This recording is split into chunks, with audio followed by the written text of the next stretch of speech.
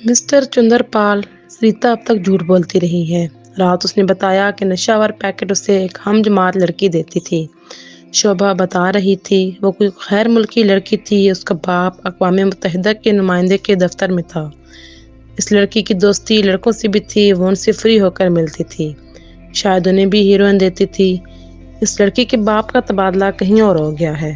بہت خوب، چندر پال نے داد دیتے ہوئے کہا، تم نے یہ بہت بڑا کارنامہ انجام دیا، بالآخر حقیقت اگلوا ہی لی۔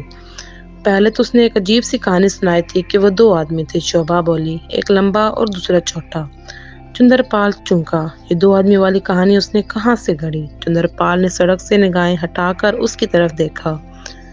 پہلے وہ بتانا نہیں چاہتی تھی، سوشل بائیکاٹ سے ڈرتی تھی۔ لوگ کہتے ہیں کہ بچپن کا زمانہ خوشیوں کا ہوتا ہے، لوگ کہتے غلط ہیں۔ جوانی کا زمانہ زندگی کا بہترین حصہ ہوتا ہے، بشرط یہ کہ آدمی تنہا نہ ہو۔ چندر پال شرارت سے مسکرایا۔ یہ علاقہ پونا کا ہی تھا۔ گاڑی پہاڑ کے دامن میں ہوا سے چلنے والا بجلی کے بڑے پنکھے کے نیچے روک گئی۔ آپ کو معلوم ہے کہ پرکاش بھی قریب ہی رہتا ہے، اس اپنا مکان اس قدر عالیشان بنوایا ہے کہ اس پر کسی محل کا دھوکہ ہوتا ہے۔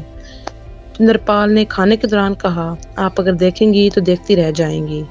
کیا آپ اس سے جلتے ہیں؟ شوبھا نے شوخی سے کہا، ہاں، مگر اس کے علاوہ ایک بات اور ہے، وہ پیشہ ور قسم کا عاشق ہے۔ کچھ تو یوں ہی عورتیں اس پر مرنے لگتی ہیں فیشن کے طور پر، باقی وہ خرید لیتا ہے۔ اس کے بارے میں یہ بھی مشہور ہے کہ وہ پولیس کی بدماشوں میں سے ایک ہے۔ وہ آپ اعتماد آسمانی سے کر لیتی ہیں ہر ایک پر، اس لیے بتا رہا ہوں۔ آپ کے بھائی نے اس پر اعتبار کیسے کر لیا؟ شوبھا نے پوچھا۔ وہ بے وقوف ہے، چندر پال نے کہا، پچھتائے گا اور سر پکڑ کر روئے گا۔ لیکن شوبھا بے وقوف نہیں تھی، وہ چندر پال کی باتوں کو سمجھتی تھی۔ وہ پرکاش سے بدگمان کرنے کے خیال سے یہ باتیں کر رہا تھا۔ شوبھا گزشتہ ایک ہفتے سے اسی کشمکش کا شکار رہنے کے بعد اس نتیجے پر پہنچی کہ پیسہ ہونے کے باوجود وہ چندر پال کے ساتھ ان پست لوگوں کے درمیان نہیں رہ سکتی۔ وہ لڑکی جس کا پتی جیل میں تھا، اس نے کیسے چندر پال کے ہاتھوں کو ایک تصوراتی محبوب کا انداز سے ہاتھوں کو چوما تھا۔ البتہ اس کو پرکاش کی نفاست پسند آئی تھی۔ اس میں ذرا برابر بھی غرور نہیں تھا، ایک تمکنت اور ٹھہراؤ تھا اور وقار بھی تھا۔ کھانا ختم ہوتے ہی وہ اٹھ کھڑی ہوئی۔ مسٹر چندر پال، مجھے واپس جانا ہے ابھی سے۔ وہ مایوسی سے بولا اور اپنی گھڑی دیکھی، ابھی تو 10 بجے ہیں۔ ہاں، شوبھا نے پلو درست کرتے ہوئے سر ہلا کر جواب دیا۔ گھر پہنچنے کے بعد اس کو دیر تک نیند نہ آئی۔ اس کا ذہن چندر پال کے آنکھوں اور بھوکی نگاہوں میں الجھا رہا تھا۔ آدھی رات کو اس کا دل گھبرایا اور سمندر میں جانے کے لیے مچل گیا۔ اس نے تولیہ اٹھایا اور رکبی دروازے سے نکل کر پکڑ نڈی پر ہو لی، جو درختوں اور جھاڑیوں سے ہو کر سمندر جاتی تھی۔ سرکش موجیں ساحل پر آ کر لوٹ رہی تھیں اور اندھیری رات کا سمندر تحت نگاہ پھیلا ہوا تھا۔ اسے دیکھ کر متحرک زندگی کا گمبھیر کا احساس ہوتا تھا۔ جلد ہی وہ ٹھنڈے پانی کی آغوش میں سما گئی۔ اسے اپنے وجود میں ایک عجیب سکون اترتا ہوا محسوس ہوا۔ اس کی بھیگی ہوئی اعصاب کو لہروں نے تھپکنا شروع کیا تھا کہ اسے ساحل پر ایک سایہ نظر آیا تو اس کا دل تیزی سے دھڑک اٹھا۔ ایک لمحے کے لیے اس پر حیرت سی چھا گئی۔ اس نے خود پر قابو پا کر اسے دیکھا اور پل بھر میں قد و قامت اور کپڑوں کے انداز سے پرکاش کو پہچان لیا۔ پھر وہ پانی سے نکل آئی۔ پرکاش اپنی جگہ مسحور کھڑا تھا۔ آپ واقعی بہت حسین ہیں شوبھا، اس نے شوبھا کو سراپا نظروں میں جذب کرتے ہوئے کہا۔ وہ ہکا بکا رہ گئی۔ آپ نے تو مجھے ڈرا ہی دیا مسٹر پرکاش، وہ تولیے سے بالوں کو خشک کرتی ہوئی بولی۔ آپ کیسے نکل آئے اس وقت یہاں؟ سچ پوچھیں تو آپ سے ملنے کو بہت جی چاہ رہا تھا، پرکاش نے کہا۔ لیکن یہ بات آپ کو کس نے بتائی کہ میں یہاں سمندر پر آئی ہوں؟ شوبھا کے چہرے پر گہرا استجاب تھا۔ میں تو کسی کو بتائے بغیر یہاں آئی تھی، تقریباً سبھی سو چکے تھے۔ مدھومتی نے بتایا کہ آپ سمندر کی طرف گئی ہیں، وہ بولا۔ پھر دونوں واپس چلنے لگے۔ شوبھا نے رات کے اندھیرے میں مرسیڈیز کو چمکتے دیکھا۔ آپ ہر لحاظ سے ایک بڑی ہیروئن بننے کے لیے موزوں اور مناسب ہیں، پرکاش کہنے لگا۔ آپ میں جو دلکشی اور جاذبیت ہے وہ دل پر قیامت ڈھانے والی ہے، اور پھر آپ ایک 20 برس کی دوشیزہ کا دھوکہ ہوتا ہے۔ حیرت ہے کہ آپ کو ابھی تک کسی فلم میں چانس کیوں نہیں ملا۔ میں بہت سے فلم سازوں اور ہدایت کاروں کو جانتا ہوں، میں ان سے سفارش کر کے کسی بھی بڑی فلم میں ہیروئن کا چانس دلوا سکتا ہوں، شاید کوئی میری بات کو مسترد کرے، لیکن مجھے کسی فلم میں ہیروئن بننے سے کوئی دلچسپی نہیں ہے، شوبھا نے بے پرواہی سے کہا۔ وہ کس لیے؟ پرکاش نے حیرت سے کہا۔ کیا آپ اپنا مستقبل بنانا نہیں چاہتی؟ پہلے بڑی خواہش تھی بڑی ایکٹریس بننے کی، لیکن اب میں نے اپنے سپنوں کو دفن کر دیا ہے۔ میں جیسی ہوں ٹھیک ہوں۔ وہ کیوں؟ پرکاش کی حیرت دو چند ہو گئی۔ کیا آپ جانتی ہیں کہ آج ایک ہرن کیا معاوضہ لے رہی ہے؟ آپ لڑکیاں گھر والوں کو دھوکہ دے فلم نگری میں نہیں آ رہی۔ اس لائن میں بڑے گھرانوں کی پڑھی لکھی لڑکیاں آ رہی ہیں۔ اس کے علاوہ 3-4 مس ورلڈ کی فلموں میں کام کر رہی ہیں۔ اب فلم نگری کا ماحول بڑا صاف ستھرا ہے، اس میں صرف دولت ہی نہیں، عزت اور شہرت بھی ہے۔ پرکاش نے کہا، یہ آپ فرما رہے ہیں اس لیے کہ کبھی آپ نے اسے قریب سے نہیں دیکھا۔ شوبھا کہنے لگی، آپ صرف ایک دن اس دنیا میں گزار کے دیکھیے تو آپ کو یقین آئے گا کہ یہاں اتنی گندگی، تعفن اور غلاظت بھی ہو سکتی ہے۔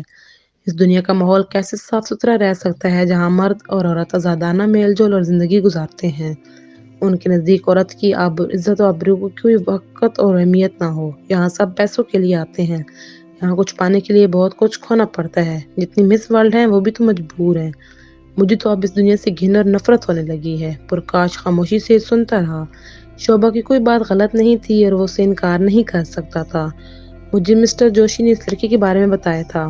کیا عجیب سا نام تھا اس کا۔ اندر پہنچ کر اس نے موضوع بدلا۔ اوف، یہ ہیروئن کینسر کی طرح چاٹ رہی ہے، یہ دمک بن گئی ہے۔ مسٹر جوشی تو بہت پریشان ہے سریتا کے لیے۔ پرکاش نے کہا، ان کی اس پریشانی نے کاروبار پر بھی بہت برا اثر ڈالا ہے۔ ان کا چین سکون لٹ گیا ہے۔ کاروبار سنبھالنے کے لیے آپ جیسا ہمدرد موجود ہو تو انہیں فکر کرنے کی کیا ضرورت ہے؟ شوبھا نے فلاسک سے کافی انڈیلتے ہوئے کہا، آپ نے پہلے بھی تو ان کے کاروبار کو سہارا دیا تھا۔ یہی تو مسئلہ ہے، مسٹر جوشی کا کاروبار پھیلا ہوا ہے۔ پرکاش کہنے لگا، اور پھر میرا اپنا کاروبار بھی تو ہے، میں سب کو نہیں دیکھ سکتا۔ آخر انہیں اس کاروبار کو پھیلانے کی کیا ضرورت ہے؟ شوبھا بولی، جبکہ سنبھالنے کی صلاحیت ہی نہیں۔ میں نے دیکھا ہے کہ لوگ دولت کی ہوس میں اپنا کاروبار اتنا پھیلا لیتے ہیں کہ ساری دولت ان کے پاس آ جائے۔ کیا اتنی ساری دولت کسی مصرف میں آتی ہے؟ کیا وہ اسے سنسار سے لے جا سکتا ہے؟ دراصل مسٹر جوشی میں صلاحیت صرف سیاستدان بننے کی ہے، ان کا کاروباری ذہین نہیں ہے۔ پرکاش نے کہا اور یک لخت اٹھ کھڑا ہوا۔ ہمیں صبح سویرے کی فلائٹ سے میسور جانا ہے۔ ہمیں؟ شوبھا نے متعجب لہجے میں کہا، کیا آپ کی مراد مسٹر جوشی سے ہے؟ پرکاش کے چہرے کا رنگ تھوڑا سا بدلا۔ دراصل میرے ساتھ ایک مہمان بھی ہیں، بلکہ مہمان کیا، وہ توقف کر کے ہلکے سے مسکرایا۔ سورن لتا ہے، آپ اسے جانتی ہیں؟ وہ چیم کر بولا، اس نے مشہور ایک ماڈل کا نام لیا۔ آخر اس نے شب خون مار ہی دیا۔ شوبھا معنی خیز انداز سے مسکرائی۔ پرکاش نے کوئی جواب نہیں دیا۔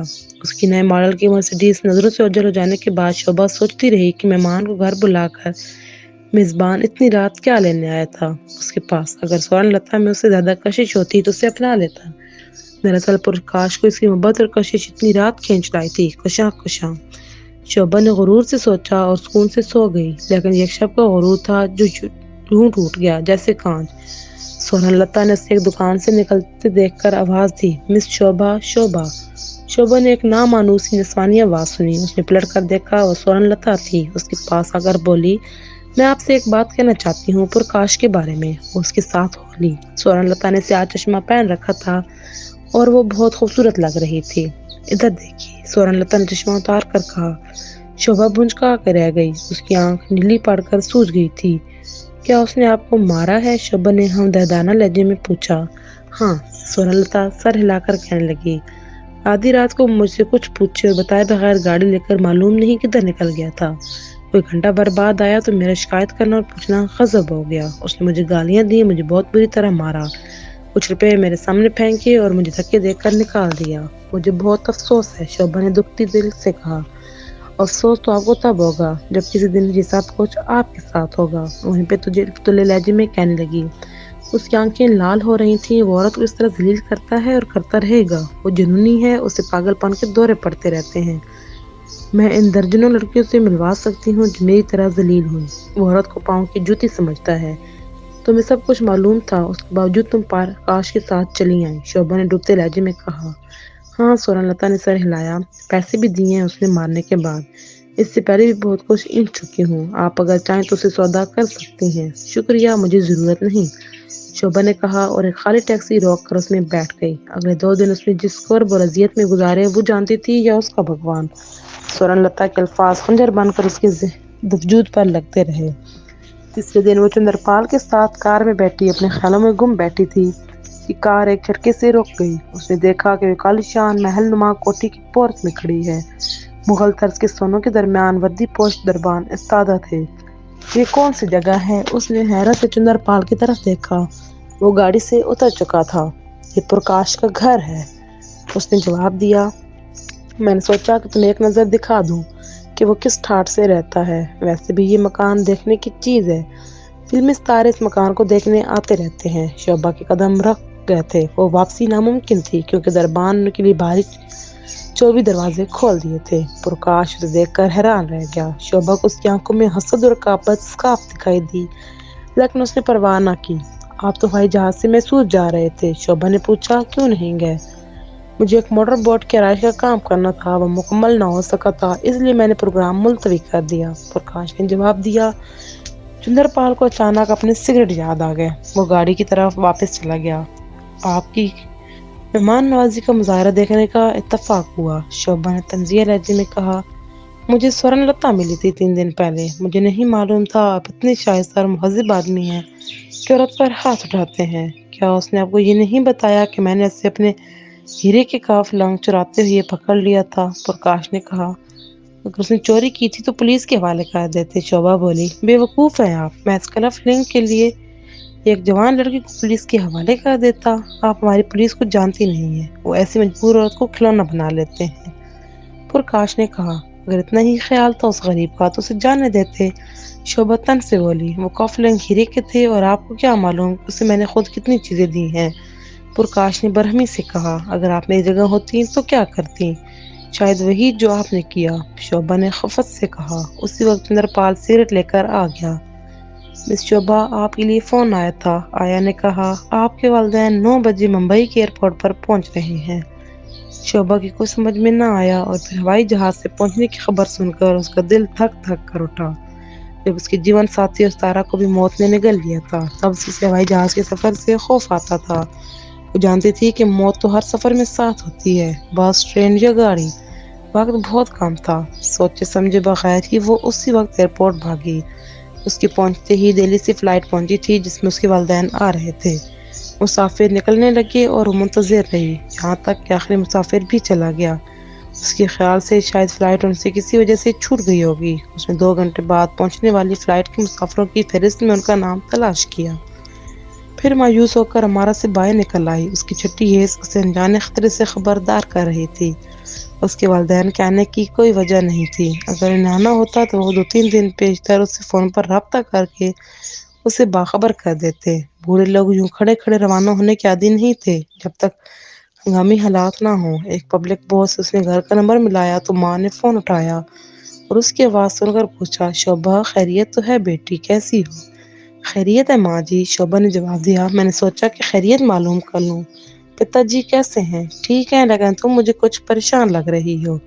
پھر اس نے اس کے پتا جی کو آواز دی۔ شوبھا کا فون ہے ماں جی، دراصل رات میں نے ایک خواب دیکھا تھا، ڈراؤنا سا، شوبھا بولی۔ پاگل لڑکی خوابوں کو حقیقت سمجھتی ہے اب تک اور ان پر یقین رکھتی ہے، ماں نے کہا اور ریسیور رکھ دیا۔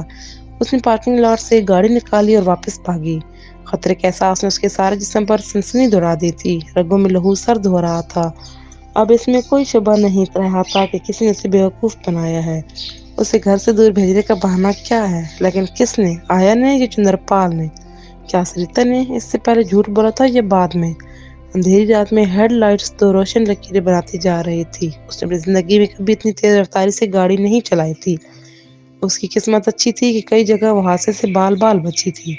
سریتا نے اپنے کمرے کی کھڑکی سے جھانک کر دیکھا تو اسے پوچھ میں ایک آدمی کا سایہ نظر آیا۔ اس نے غور سے دیکھا، یہ انکل چندر پال تھے نہ پرکاش۔ وہ ایک دم سے ڈر کر پیچھے ہٹ گئی۔ خوف و دہشت سے اس کا جسم لرزنے لگا۔ اب وہ کیا کرے؟ کیا پولیس کو فون کر کے بلا لے؟ سارے گھر میں اندھیرا تھا، نیچے حال بھی تو تاریک تھا، دونوں ملازم بھی حصے میں رہتے تھے، ان تک اس کا پہنچنا بھی مشکل تھا۔ اس کا دماغ تیزی سے کام کر رہا تھا۔ اچھا ہے کہ شوبھا نہیں ہے۔ پھر اسے خیال آیا کہ ان سے ملے، آخر ڈر کی کیا بات ہے جبکہ وہ اس سے 2 مرتبہ مل چکی ہے۔ یہ لوگ لفافہ ہی تو دیں گے، چپکے سے ان سے لفافہ لے لیا جائے تو وہ خوش ہو جائیں گے۔ اس نے دل مضبوط کیا اور اندھیرے میں ہی نیچے اتر آئی۔ زینہ طے کر کے اس نے ہال میں قدم رکھا تو اونچے سٹول پر رکھے گملے سے ٹکرا گئی۔ گملہ دھماکے سے فرش پر گرا اور ٹکڑے ٹکڑے ہو گیا۔ سریتا کا دل جیسے چلتے چلتے رک گیا، پسینہ اس کے سارے جسم سے بہنے لگا۔ وہ چند لمحے ساکت کھڑی رہی، پھر آگے بڑھی، دروازہ کھولا اور باہر نکل آئی، لیکن وہ گدھے کے سر کے سینگ کی طرح غائب ہو چکا تھا۔ جہاں سریتا نے اسے دیکھا تھا وہاں اب کوئی نہ تھا۔ باہر جانے والے راستے پر چلتی وہ دروازے تک گئی۔ بجری اس کے قدموں تلے بولتی رہی اور ستاروں بھرے آسمان کے نیچے سردی اور خوف سے کانپتی رہی۔ دور ایک شعلہ روشن ہوا اور بجھ گیا، پھر اسے سمجھتے دیر نہیں لگی اور اس کے قدم تیزی سے ساحل کی طرف اٹھنے لگے۔ شوبھا نے دور ہی سے تاریک مکان کو دیکھ لیا تھا۔ حال میں روشنی کرتے ہی اس کی نظر ٹوٹے ہوئے گملے پر پڑی۔ اگر یہ نوکروں کی حرکت ہوتی تو اب تک صاف کر چکے ہوتے۔ نم مٹی اور گملے کے نیلے ٹکڑے زرد پھولوں کے ساتھ فرش پر بکھرے ہوئے تھے۔ ایک دم سے اسے کچھ خیال آیا کہ بجلی کی سی طرح سے سریتا کے کمرے میں پہنچی۔ اس کا سینہ دھک دھک سے رہ گیا۔ پھر اس نے واش روم کا دروازہ کھول کر جھانکا، اس میں بھی نہیں تھی۔ پھر وہ اپنے کمرے میں آئی، کمرہ خالی پڑا تھا۔ اس نے آیا کے کمرے کا دروازہ بجایا، آیا بھی کمرے میں نہ تھی۔ پھر وہ تیزی سے نیچے آئی اور چلا چلا کر سریتا کو آوازیں دینے لگی۔ اس کی آوازیں سن کر مدھومتی اور اس کا پتی اجیت کمار بھی گھبرا کر آ گئے تھے۔ سریتا اور اس کی آیا کہاں ہیں؟ شوبھا نے تیز و تند لہجے میں پوچھا۔ تم دونوں میں سے انہیں کسی نے دیکھا؟ ان دونوں نے نفی میں سر ہلایا۔ شوبھا کے دل کا اچھل کر حلق میں دھڑکنے لگا۔ اب وہ مسٹر جوشی اور مسز جوشی کو کیا جواب دے گی؟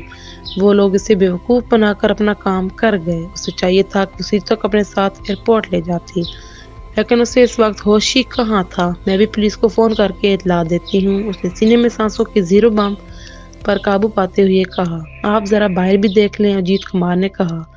میں آپ کے ساتھ چلتا ہوں، مدھومتی پولیس کو فون کر دے گی۔ آپ ایک منٹ ٹھہرے، میں اپنے کمرے سے ٹارچ لیتا ہوں۔ وہ دونوں باہر باغ اور لان میں پکارتے پھرے مگر انہیں کوئی جواب نہیں ملا۔ اجیت کمار کے ہاتھوں میں ٹارچ تھی جسے ادھر ادھر درختوں اور جھاڑیوں کے پیچھے دیکھنے گئے۔ پھر خاموش فضا میں شوبھا نے کسی کے کرانے کی آواز سنی۔ اس کے قدم رک گئے۔ اس نے اس سے پہلے تو اپنا وائمہ سمجھا، لیکن وہ وائمہ نہ تھا اور نہ ہی سماعت کا فطور، کیونکہ آواز پھر سنائی دی، زیادہ واضح اور قریب سے۔ وہ آواز کی سمت تیزی سے اندر دھند بھاگی۔ اندھیرے میں اسے ٹھوکر لگی تو وہ منہ کے بل گری۔ آیا اس کے راستے میں لیٹی تھی۔ اجیت بھی دوڑتا ہوا آیا۔ اس نے ٹارچ روشن کی تو شوبھا کا جسم خون میں لت پت نظر آیا۔ آیا کا چہرہ سفید ہو رہا تھا اور لب کانپ رہے تھے۔ وہ کیا کہہ رہی تھی شوبھا کو سنائی نہیں دیا۔ وہ اس کے پاس بیٹھ گئی۔ ہاں، میں نے ٹوٹا ہوا گملہ دیکھ لیا ہے۔ تم آواز سن کر آئی تھی کیا؟ سریتا گھر میں نہیں تھی؟ آیا نے سر کو نفی میں جنبش دی۔ روشنی ادھر، دو آدمی، ایک چاقو، خون اس کے منہ سے نکلا۔ ادھر تم نے روشنی دیکھی تھی تو اوپر آ گئی۔